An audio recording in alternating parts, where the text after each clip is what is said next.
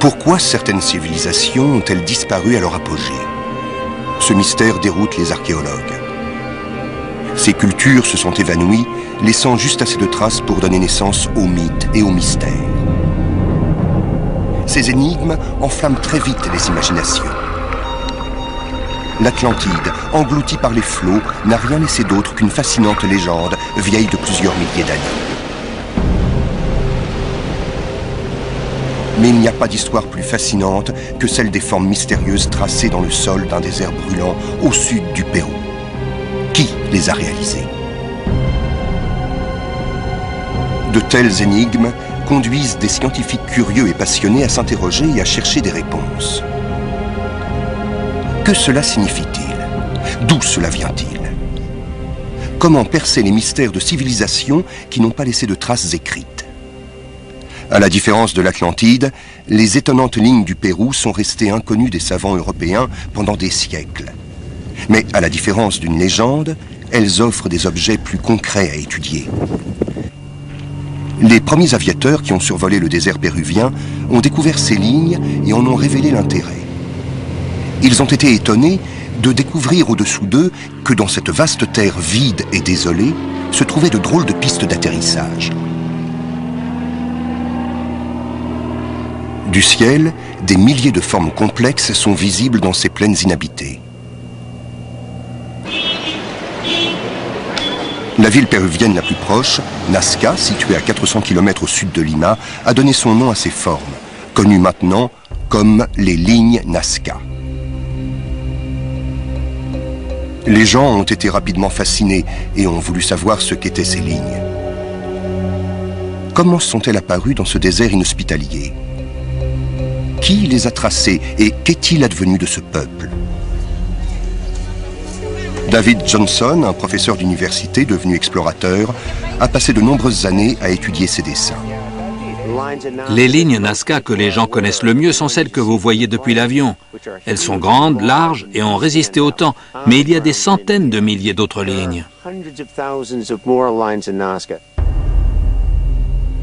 De longues lignes forment d'étonnants dessins, certains visibles depuis l'espace. Il y a des animaux, des plantes, une immense créature longue comme 2 terrains de football. Voici un portrait d'astronaute. C'est ce qu'a affirmé le Suisse Erich von Däniken quand il a étudié les lignes Nazca pendant les années 60 et 70. Von Däniken a surpris en déclarant que certaines de ces lignes étaient construites avec une telle précision qu'elles pouvaient servir de piste d'atterrissage pour des vaisseaux venus de l'espace. Des centaines de ces triangles en forme de trapèze sont visibles depuis le ciel. À la suite de ces déclarations, les gens ont commencé à voir dans chacune de ces formes dessinées sur le sol la marque d'une présence extraterrestre. Les explications de l'auteur suisse ont trouvé une étrange résonance quand les archéologues ont découvert ce crâne à la forme étrange près des lignes Nazca. Mais il y a un mystère plus profond encore. Qui donc a pu, durant si longtemps, tracer ces formes et comment ont-ils survécu dans un des déserts les plus arides du monde? Ils ont eu besoin de grandes quantités d'eau. Comment la trouvaient-ils?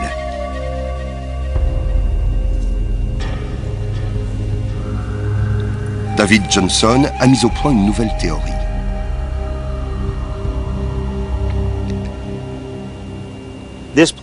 Cet endroit était sec il y a 3000 ans, comme aujourd'hui.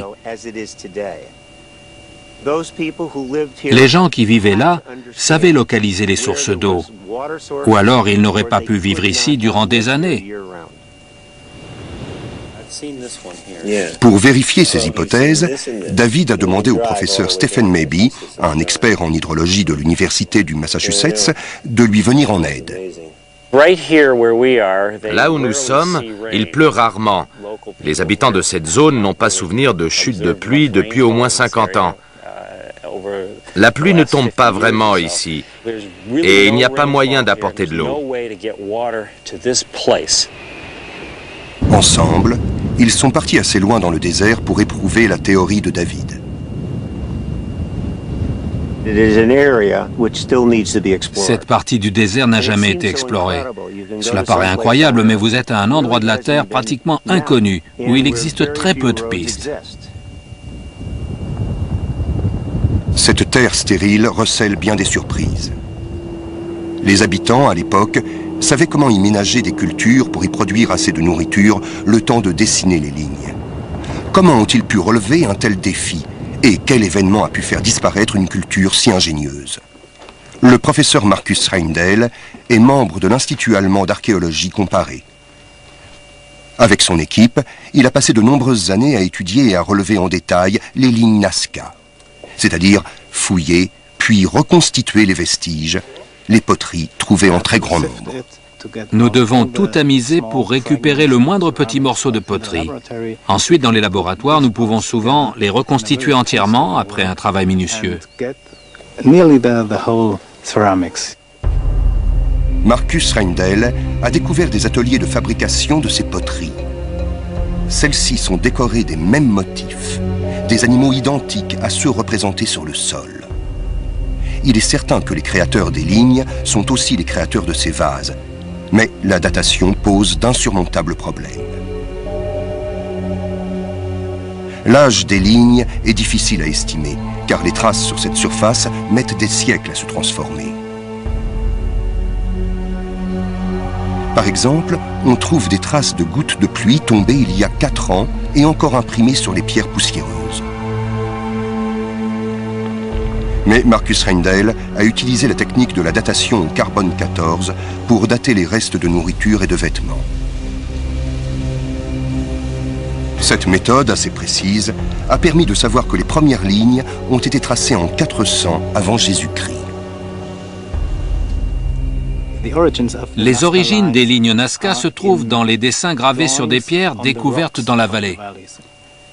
Les mêmes figures apparaissent dès le début, toujours sur les versants des montagnes. Ces dessins sont assez petits, environ 10, 15, 20 mètres, et très figuratifs. Ces personnages, ces créatures et ces spirales, les Nazca les ont dessinés plus grands et de manière plus abstraite quand ils ont commencé à les tracer dans les plaines. On peut voir un développement depuis des personnages vers des traits, puis des espaces vides, comme des grands trapèzes. Ces formes ont changé tout au long de la période de construction des lignes. Marcus Reindel a découvert que les Nazca ont créé de nouvelles formes jusqu'à l'arrêt brutal et mystérieux vers 600 après Jésus-Christ. Pendant un millénaire, ces dessins ont été réalisés par de petits groupes de personnes, génération après génération. Mais comment ont-ils été tracés? Qu'est-ce que nous avons ici? Une surface de gravier sableux typique de ce désert. Quand les habitants ont créé les lignes, qu'est-ce qu'ils ont fait? Ils ont retiré ce sable sombre pour laisser apparaître une matière très claire et créer un contraste saisissant. Les lignes claires sont si brillantes qu'on ne peut les rater. Une nouvelle figure devait se remarquer particulièrement. Aujourd'hui, elles sont si effacées qu'il est difficile de les voir précisément. David est tombé par hasard sur un trapèze inachevé dans le désert. Leurs outils sont encore là. Ils ont apporté des tas de pieux. Ils ont déversé des paniers de pierres, de galets, et ici, les lignes sont jalonnées, prêtes à être achevées. David a repéré une série de poteaux que les Nazca ont installés pour indiquer les bords d'un trapèze. Et Marcus Reindel a une mauvaise nouvelle pour ceux qui continuent à voir des pistes d'atterrissage pour les soucoupes volantes. Nos relevés ont montré que même si les lignes sont très droites et tracées avec précision, elles sont souvent courbes. Les travaux rigoureux des scientifiques ruinent peu à peu ceux qui, avec von Daniken, voulaient imaginer la présence des extraterrestres.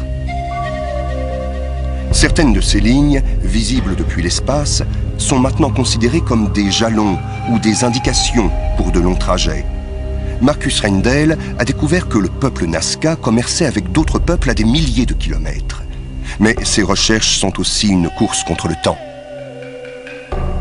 Chaque site archéologique de la région recèle des trésors d'art ancien, dont la valeur sur le marché est inestimable. Les sites connus sont la cible des pilleurs de tombes qui ont détruit de précieux indices pour comprendre les secrets Nazca. Le chantier sur lequel travaille Marcus a été pillé peu avant son arrivée.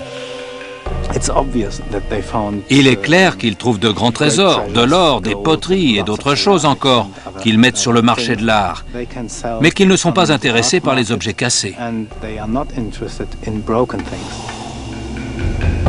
Mais les pilleurs ont laissé quelque chose qui n'a pas de prix, les anciens Nazca eux-mêmes.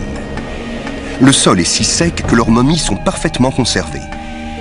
Cet incroyable état de préservation permet de comprendre de nombreux détails de leur vie dans ce désert. Voici les restes d'un individu qui s'est donné beaucoup de mal pour préserver sa magnifique chevelure tressée.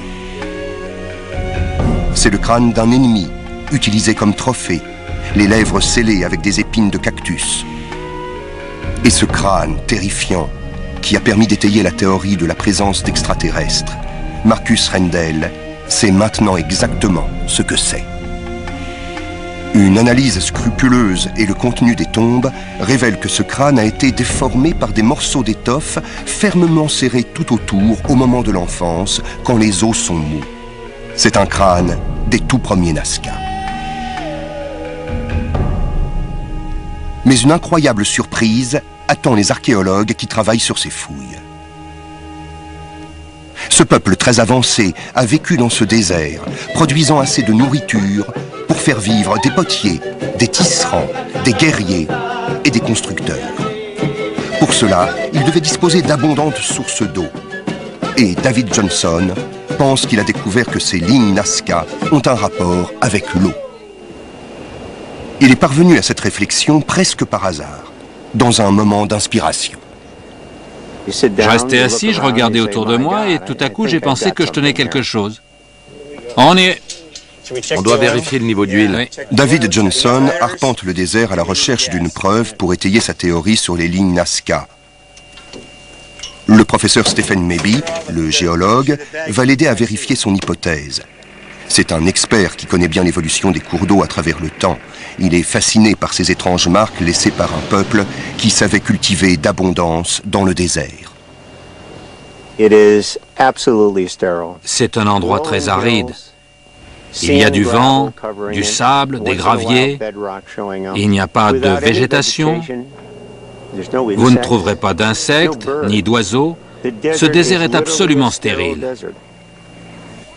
Ici, la population s'est installée dans un îlot de verdure, irrigué par de mystérieux aqueducs qui sortent dans la vallée. Ils sont si importants que chaque année, les descendants des Nazca risquent leur vie pour les nettoyer et en assurer le débit. C'est un travail dangereux. La terre bouge régulièrement, secouée de violents tremblements de terre. Ces images ont été prises dans l'instant qui a suivi un tremblement de terre qui a détruit 80% de la ville de Nazca. Peu de temps après, le sol a de nouveau tremblé, fracassant tout et ouvrant des failles dans la terre. Ces failles et les mystérieux aqueducs sont liés, d'après la nouvelle théorie de David Johnson. Mais ce rapport n'était pas évident lors de sa venue à Nazca pour la première fois. Il est arrivé un jour et les habitants ont découvert qu'ils pouvaient localiser les puits avec une paire de simples morceaux de fil de fer. En 1995, je suis arrivé dans la région en touriste avec ma femme. Nous sommes restés une semaine et durant toute la semaine, j'ai en fait cherché un puits dans un endroit où, d'après les gens, il n'y avait pas d'eau. Les baguettes que j'utilise forment un L. Elles sont coupées dans un fil de fer. Elles peuvent être en acier, en fer, en bronze, n'importe quoi sauf de l'aluminium. Je les glisse dans des cordes stylo pour les séparer de ma main et pour qu'elles puissent tourner librement. Je ne les touche pas et donc je les prends comme ça, parallèles et perpendiculaires l'une par rapport à l'autre. Elles pointent dans la direction de la source d'eau. Ici, nous voyons qu'il y en a une tout près. Et au fur et à mesure que je me dirige vers elles, les baguettes m'indiquent la bonne direction. Si je croise l'eau, elles se croisent. Dans notre cas, c'est une source de faible puissance. Si elles se croisent totalement, c'est une source importante. Si elles se croisent à peine, il n'y a pas vraiment d'eau. Nous sommes maintenant au bord de ce cours d'eau. Elle nous montre à nouveau la limite. Je peux donc savoir où se trouvent les sources. Dès que je m'éloigne, elles sont parallèles à nouveau. C'est au cours de la recherche d'un puits que David a eu la surprise qui a changé sa vie. En suivant ses baguettes, il a longé un aqueduc souterrain. Je suis monté en haut de la colline, j'ai regardé la pente et devant moi, je voyais tout le système, la preuve que je cherchais. À ce moment-là, l'émotion est très forte. Je me suis assis, j'ai regardé tout autour et je me suis dit, j'ai quelque chose.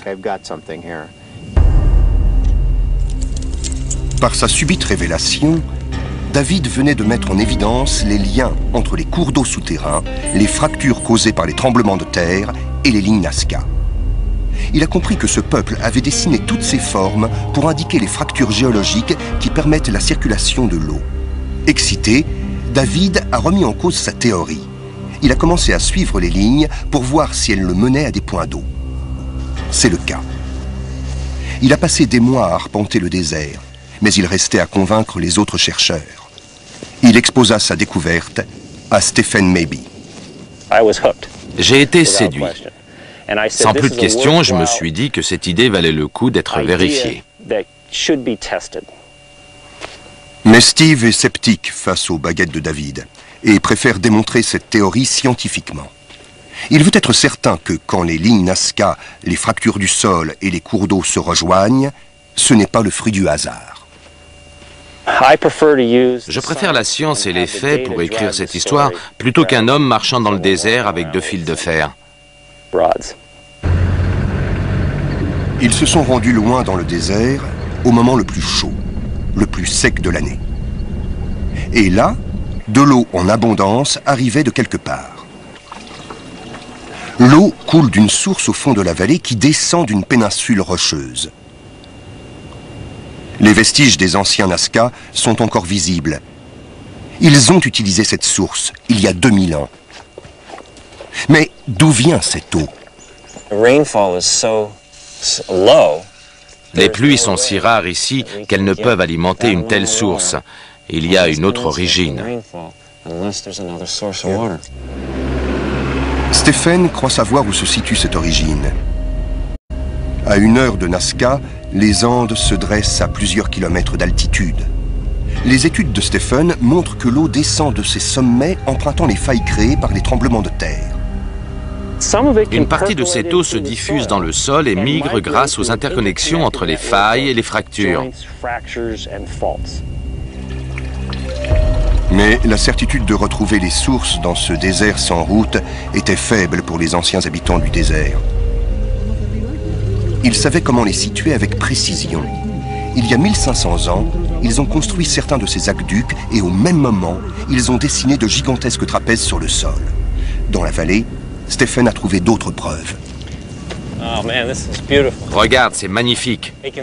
Tu peux voir au moins 3 failles là-bas. Une grande où tu as la couleur jaune clair, puis le sable brun, et enfin la terre rouge.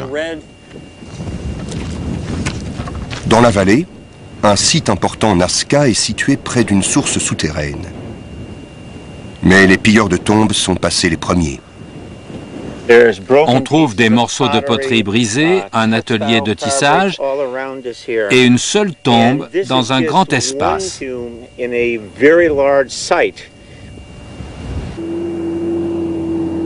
Ils ont découvert une faille et un village. Ils doivent maintenant trouver un trapèze. Les 3 éléments sont nécessaires pour confirmer la théorie de David. Plus loin dans la vallée, il est là. Estompé, mais bien visible depuis les hauteurs. C'est un remarquable indicateur du point d'eau. La théorie de David vient de trouver sa confirmation. Ce lieu et bien d'autres ont apporté des éléments probants à cette explication. De nombreuses lignes coïncident avec des failles et des sources. Mais David et Stephen rentrent à Nazca pour obtenir plus de détails. C'est une histoire vraiment très compliquée que nous essayons de raconter ici. J'ignore encore s'il y a une seule et même raison qui pourrait tout expliquer. Ces nouvelles études pourraient finalement révéler que les Nazca pointaient les sources d'eau grâce à leur mystérieux dessin. Je pense honnêtement que nous allons trouver que les failles, les sources d'eau, ont un lien étroit avec les formes trapézoïdales.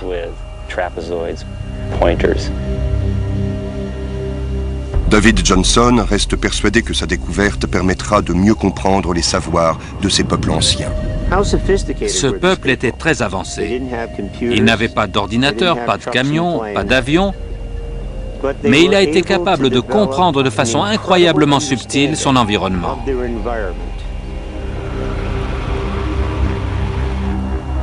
Mais finalement, qu'est-ce qui a conduit la population à partir vers la ville de Nazca?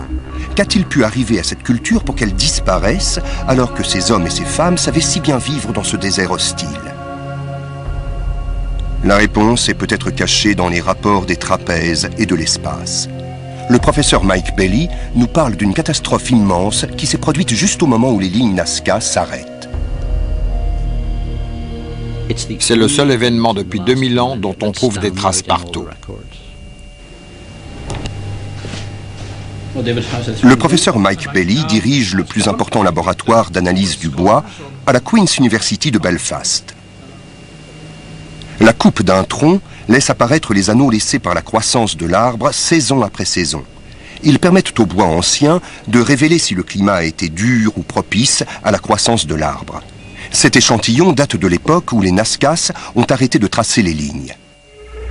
On constate 7 années de catastrophe climatique. Nous ne cherchons pas seulement si les arbres ont bien ou mal réagi au climat pendant leur croissance. Nous parlons ici d'agressions physiques de plusieurs sortes. Plus on se penche sur ce problème, plus il devient clair. C'est un événement particulier, absolument global, dans le sens où on trouve des traces sur l'ensemble de la planète. Amérique du Sud, Amérique du Nord, Sibérie, Europe. C'est un vrai bouleversement de l'environnement.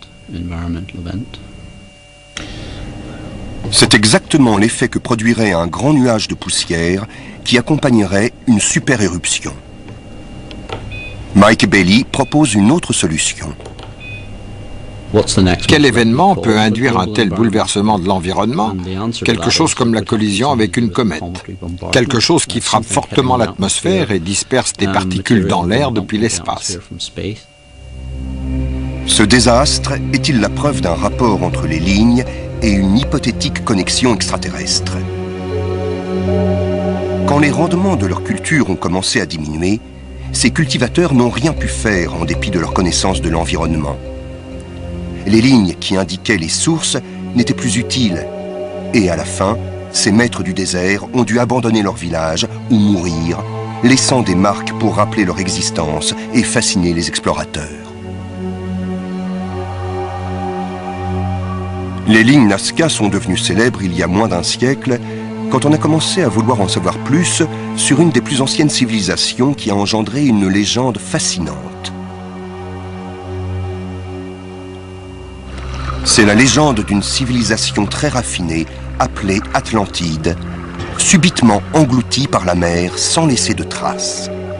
Une histoire qui a conduit des individus durant de nombreuses années à la recherche de son emplacement. Ces acteurs grecs préparent un spectacle basé sur une adaptation du texte de Platon, le grand philosophe grec à l'origine de ce mystère. En 360 avant Jésus-Christ, dans un de ses dialogues sur les théories politiques, il change bizarrement de sujet. Ces dialogues ont été étudiés par l'archéologue, le professeur Colin MacDonald. Soudain, au milieu de ce texte, arrive l'histoire de l'Atlantide. Elle est racontée avec beaucoup de détails, comme s'il avait une source très précise d'informations.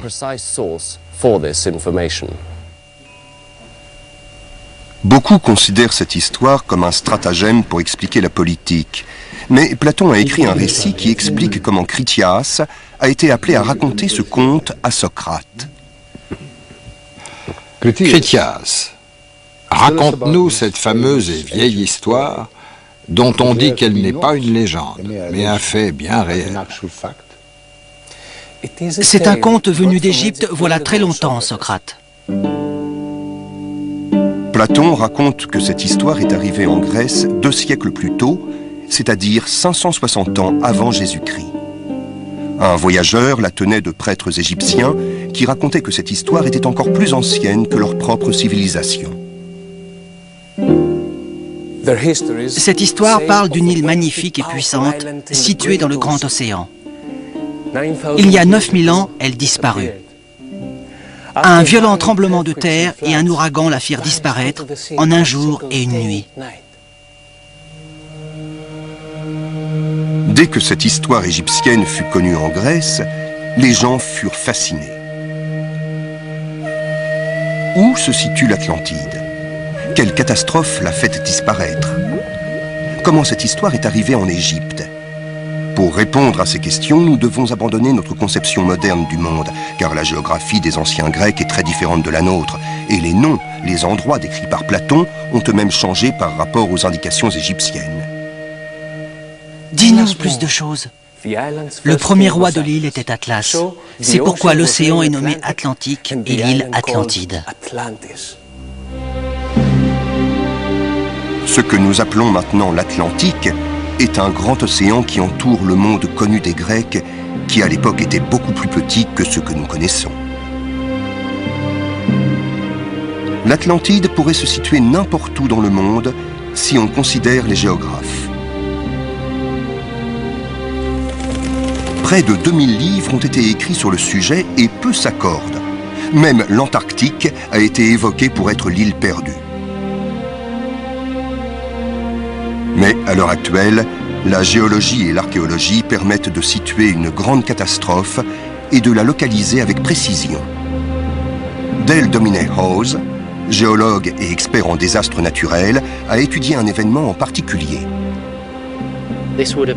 C'est sûrement un des plus grands événements de ces 10 000 dernières années. Il a tout changé. Pendant 2000 ans, la plupart des gens ont pris cette histoire de l'Atlantide pour un mythe. Mais la science apporte de nombreuses preuves d'un grand cataclysme qui a brisé des civilisations. Dale Domine-Hose a enquêté sur plusieurs de ces désastres au cours de l'histoire récente. L'histoire de l'environnement n'est pas linéaire et tranquille. Elle est ponctuée par des chocs violents, de grande magnitude, qui changent le cours de l'histoire et du temps. Dale pense avoir découvert quelle catastrophe a donné naissance au mythe de l'Atlantide. Mais un autre passionné par la cité engloutie, Jim Allen, pense qu'il a découvert la civilisation disparue à l'autre bout du monde. C'est un spécialiste de l'imagerie aérienne et sa localisation de l'Atlantide, d'après un détail du texte de Platon, est complètement inattendue. Une grande plaine irriguée rectangulaire qui produit une grande variété de végétaux, de fruits, des noix. Les prêtres de l'Égypte en connaissaient les mesures exactes, comme celles de l'île tout entière. Jim Allen a durant de nombreuses années étudié des plans et des images satellites en utilisant le stade, la mesure de la Grèce ancienne. Au début, je me suis intéressé aux alignements de Stonehenge à ceux des pyramides, puis j'ai commencé une grande étude sur les systèmes de mesure de la Grèce ancienne. J'ai été intrigué par le texte de Platon sur l'Atlantide, dans lequel il parle d'une plaine de 3000 par 2000 stades grecs. J'ai alors cherché et je pense savoir où se trouve cet endroit. Jim situe cette plaine à un endroit qui n'a pas vu d'eau de mer depuis des millions d'années. Loin de la tradition, il y est arrivé sans bateau, mais armé de cartes, de relevés précis et d'une grande idée. Je suis convaincu que l'Atlantide et l'Amérique du Sud sont une seule et même terre. La capitale était située sur l'altiplano qui ressemble à la plaine rectangulaire dont parle Platon. L'altiplano bolivien culmine à 3200 mètres d'altitude. Jim, d'après ses recherches, explique pourquoi il a choisi cet endroit qui n'est pas au niveau de la mer. Si vous considérez que l'île qui a sombré était une île volcanique sur l'altiplano, elle a pu tout à fait disparaître en un jour et une nuit. Ce qui est apparemment un endroit sec peut, quand il pleut très fort, devenir une mer intérieure alors qu'il s'agit seulement d'une inondation. Mais ça ne résout pas le problème de savoir comment l'histoire est arrivée en Égypte. D'après Jim, les Atlantes utilisaient une version plus grande des bateaux de roseaux qu'utilisent encore les Sud-Américains. Dans ces temps anciens, les gens ont voyagé sur de grands bateaux construits en roseaux. Ils ont traversé l'océan Atlantique ou l'océan Indien pour arriver à ce que nous appelons maintenant le golfe Persique ou la Mésopotamie. Jim n'a pas trouvé de preuves tangibles pour étayer sa théorie, et il continue à chercher l'Atlantide dans les Andes. Ce que je cherche est le fond de vérité derrière la légende pour découvrir le lieu de cette fabuleuse civilisation. Est-il possible de révéler plus qu'un fond de vérité? Les chercheurs peuvent-ils réconcilier Platon et la science historique moderne? Les découvertes récentes ont mis en évidence un désastre immense capable d'anéantir un pays entier. Ce désastre est contemporain de la disparition supposée de l'Atlantide. Il y a 12 000 ans, à la fin du dernier âge glaciaire, une subite fonte des glaces a entraîné une forte montée des eaux qui a noyé les terres les plus basses, soit peu de temps avant le désastre décrit par les prêtres égyptiens. Le docteur Stephen Oppenheimer utilise les analyses génétiques pour démêler l'écheveau des migrations consécutives aux inondations. Certains passionnés par la recherche de l'Atlantide pensent, en lisant son livre, qu'il sait où est l'île perdue. Mais où est-ce? Platon donne un indice. Le climat était si clément que 2 récoltes étaient possibles chaque année. Les animaux étaient nombreux, y compris les éléphants. Ces détails semblent indiquer une île tropicale que Stephen Oppenheimer connaît bien. Cet endroit, avec une telle variété et une telle abondance de nourriture, ne peut qu'être en Asie du Sud-Est, région qui a le plus souffert des inondations. Quand ils ont fui les terres qui forment maintenant le fond de la mer de Chine, les survivants ont apporté avec eux les récits du désastre. L'Asie du Sud-Est a été continuellement habitée, y compris pendant le dernier âge glaciaire. Les gens vivaient là quand l'eau est montée. Mais comment cette histoire a atteint les rives du Nil il y a des milliers d'années? Stephen Oppenheimer a une idée. Il existait depuis longtemps un commerce est-ouest entre l'Asie et la Méditerranée. Ces échanges sont avérés par une épice découverte en Syrie, à Turka, un clou de girofle. Il pousse uniquement dans 2 îles de l'archipel des Moluques en Asie du Sud-Est, ce qui signifie que ces épices étaient l'objet d'un commerce entre ces îles et la Méditerranée, voici 3700 ans. La légende a peut-être voyagé avec ces épices. Le temps passant, à chaque nouvelle étape, l'histoire s'embellit, se transforme jusqu'à Platon.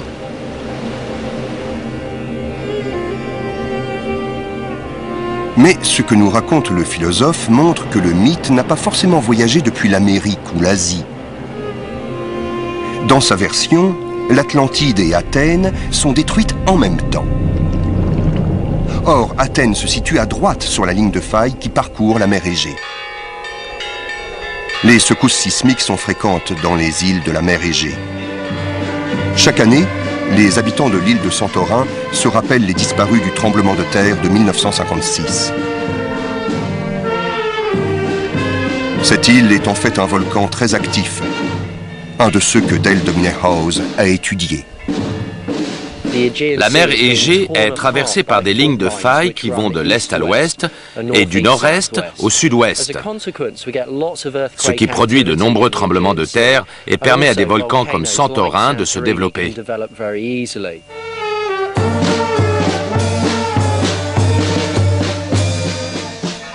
Ces lignes sur les falaises de Santorin sont l'enregistrement de millions d'années d'activité volcanique.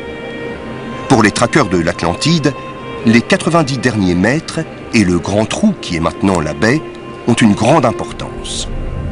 Les archéologues et les géologues savent que ce sont les indicateurs d'un événement gigantesque et singulier qui donne du crédit à l'histoire de Platon. Le seul désastre connu des archéologues qui a les dimensions épiques décrites dans le mythe de l'Atlantide est l'éruption de l'île de Santorin.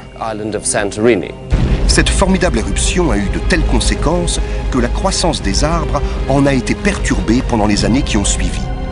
Leurs anneaux pointent avec exactitude l'année de la catastrophe. Quand on regarde ces arbres en plusieurs endroits, on constate que la croissance a été freinée, vraiment extrêmement ralentie, et cela a commencé en 628 avant Jésus-Christ et a duré plusieurs années. Mike Bailey a remarqué ce phénomène dans les bois anciens de nombreux pays d'Europe. Vous pouvez voir encore une autre de ces traces. C'est quelque chose de très courant. Toutes les civilisations proches de cette éruption massive ont été touchées. Il y a 100 ans, les archéologues ont découvert une civilisation très ancienne sur l'île de Crète, située à seulement 110 km au sud de Santorin, une proximité du volcan qui lui sera fatale.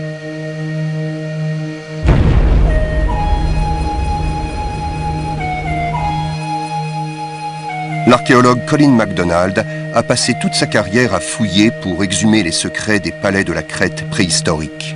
Le site de Knossos est le plus ancien de l'île. C'est la plus ancienne trace d'habitation, vieille de 9000 ans. Mais c'est seulement durant le second millénaire avant Jésus-Christ que la plus ancienne civilisation d'Europe s'accomplit.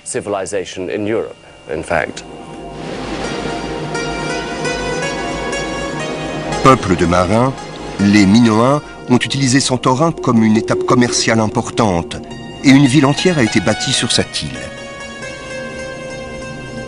Les archéologues ont relevé d'étranges parallèles avec l'histoire racontée par Platon.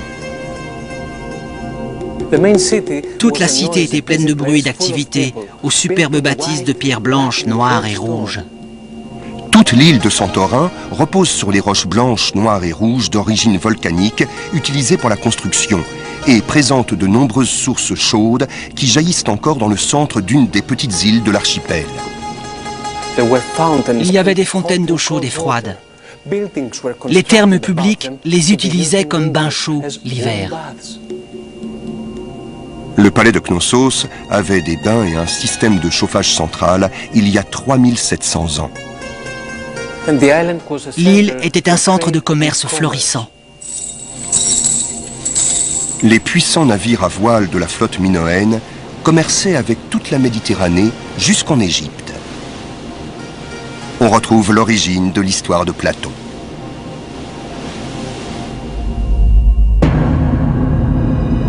La civilisation minoenne a-t-elle disparu comme l'Atlantide de la légende ?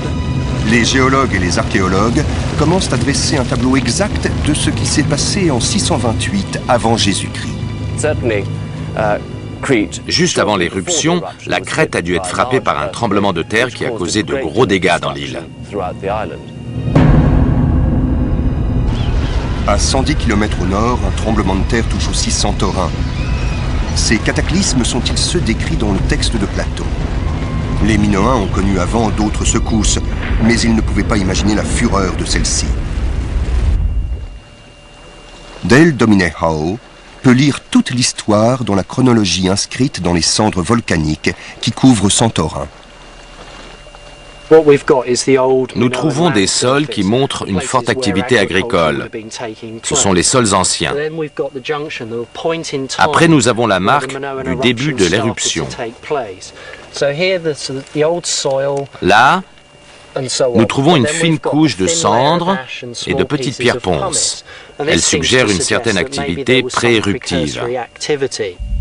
Ce qui aurait dû entraîner l'évacuation de Santorin. Et quelque temps après, le volcan a explosé. En moins de 4 jours, l'aspect complet de l'île a changé. Cette immense éruption a dû être visible depuis tout l'est de la Méditerranée.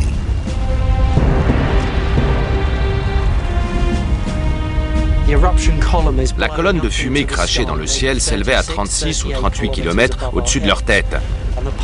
Puis les cendres et la pierre ponce ont commencé à retomber comme de la pluie sur la ville et le pays durant une journée.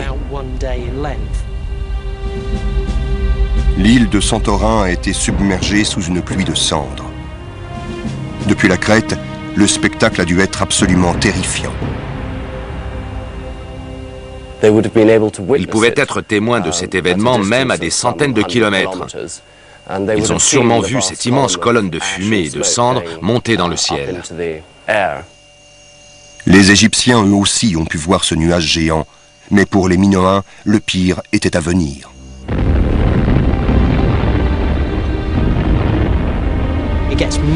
La pression dans le volcan est encore montée. Les explosions ont continué dans un grand fracas. De plus en plus de roches, de gaz ont été soufflés dans l'air. Des tonnes de cendres, de lave ont dévalé les pentes du volcan vers la vallée et brûlé tout sur leur passage.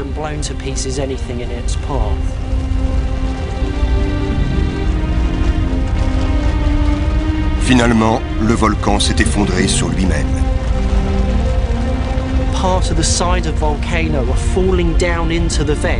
Une partie du volcan s'est écroulée, laissant un grand trou d'où s'échappaient des roches projetées dans l'air comme des missiles à 200 ou 300 km à l'heure.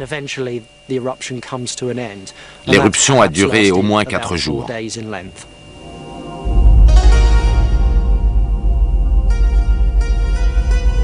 4 jours d'obscurité pour le peuple minoen.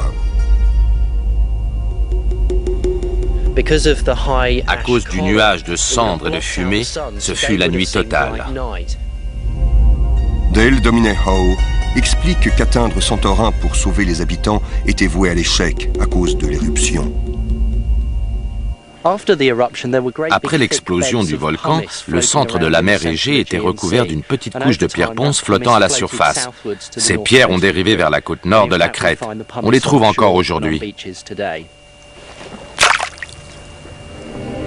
C'est exactement ce que Platon a décrit de la fin de l'Atlantide.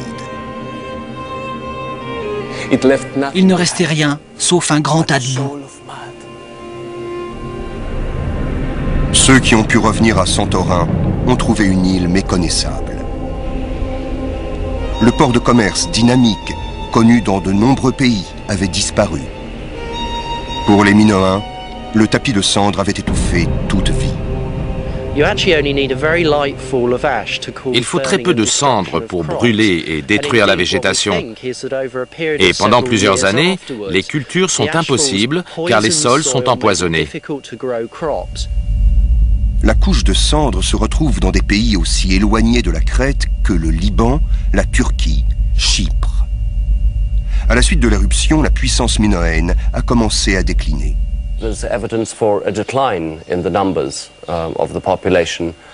Il y a de nombreuses preuves du déclin de cette civilisation qui était à son zénith juste avant la catastrophe.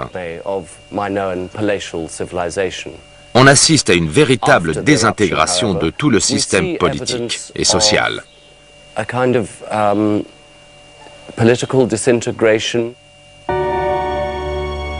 Leur monde a changé. Les Minoens doutent de leur Dieu et se tournent vers des religions bizarres. Des rituels inquiétants et inhabituels apparaissent. On a découvert une forme rituelle de cannibalisme. 4 ou 5 jeunes gens étaient sacrifiés, puis leur corps découpé et la chair détachée des os. Cela sans justification religieuse.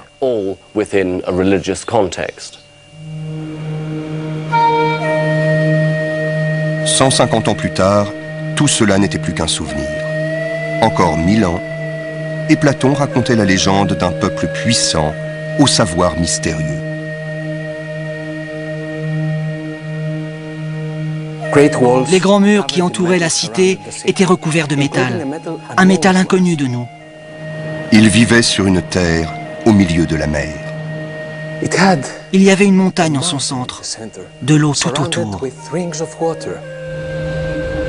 Mais ils ont perdu tout pouvoir après le désastre qui les a saisis. Tout a disparu dans la mer en un jour et une nuit. Les Minoens utilisaient une des premières techniques d'écriture.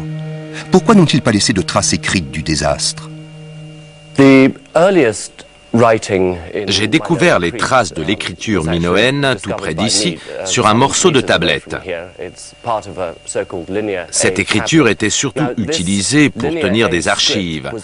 Malgré cela, nous n'avons pas d'histoire, de récit. C'est véritablement une société préhistorique.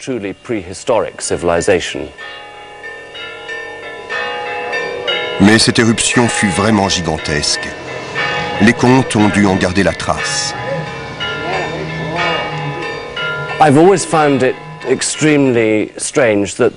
J'ai toujours trouvé très étrange qu'il n'y ait pas de mention de l'éruption de Santorin dans la mythologie et les histoires primitives.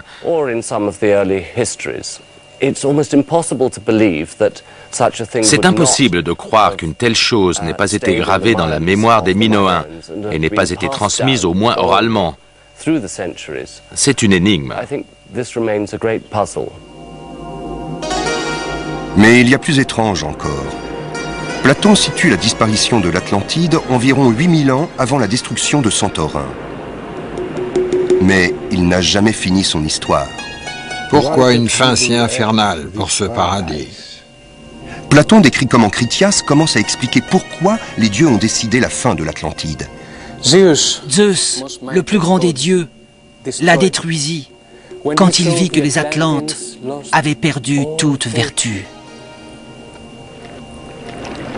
Ici, Platon arrête son récit aussi abruptement qu'il l'avait commencé, laissant une incroyable légende qui fascine depuis lors.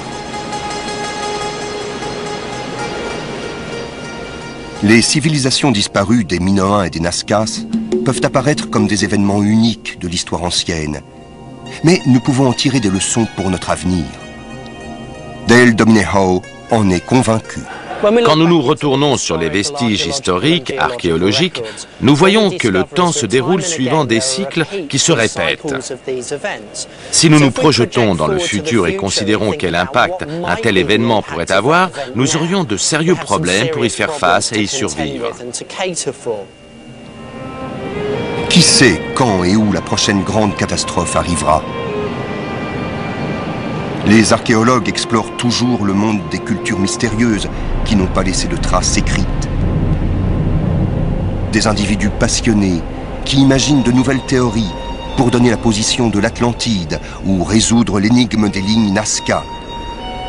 Une quête qui n'est pas prête de s'arrêter.